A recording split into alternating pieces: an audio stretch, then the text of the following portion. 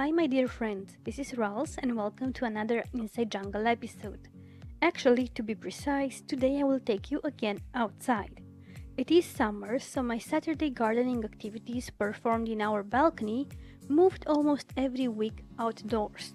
My family has a piece of land just outside the city, a mixed order I would say, and there is a lot of work to be done over there. Now, the rain is gonna start pretty soon, so today I will just take you for a brief visit. From mushrooms to hazelnut trees, we are making our way to a cherry tree. That's my purpose today. On the way, I stopped to admire this hazelnut tree with huge hazelnuts on it. It is entangled with a cherry plum tree, a Prunus cerasifera, if you know what that is. The latter will have to go down eventually. I might make a separate video about this hazelnut tree. Not only it's a beautiful plant, very impressive, but also is very productive after 5-6 years. This is a young cherry tree, which is very helpful because I don't need a ladder to pick the fruits. If you can observe, these cherries are quite small, but don't fret, you can make a super cool cherry liqueur out of them. I must tell you that none of the trees we have here have ever been sprayed with chemicals. It's just Mother Nature at play, and we are very lucky to get fruits every year without doing anything special. When I pick cherries, I like to pick them with a stem. Even if you keep them in the fridge, they will last longer if you pick them from the tree with their stem than if you pick them without a stem. Now, if it happens that they drop out of the stem into your hands, don't worry, just eat them first. As you can see on the branches, these cherries are really small. This tree was not planted here as we would have planted another variety with bigger fruits, but it grew nicely and we can still make use of these cherries.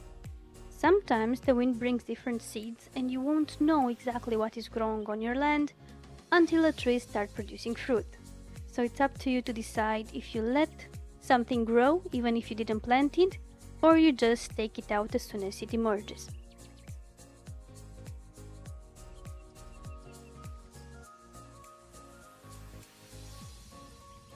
I'll have to be honest with you though. Picking fruits with my own hands rather than buying them from the market or the store, it's quite a feeling.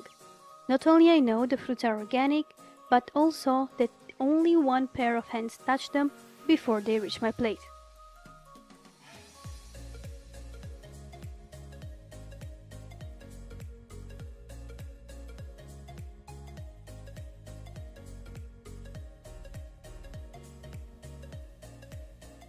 I want to share with you another treasure from our garden, some sour cherry trees.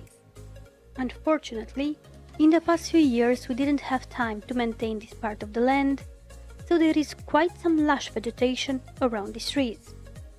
The fruits are a very nice variety and they are totally worth it, even if I have to fight a few thorny plants, a lost grapevine and some spiders on my way to reaching them.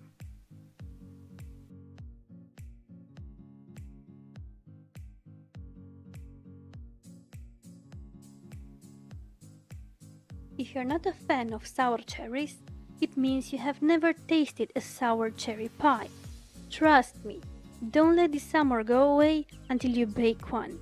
And let me know in the comments below if you felt in love with it or not. Rain started, so we need to head back to the car.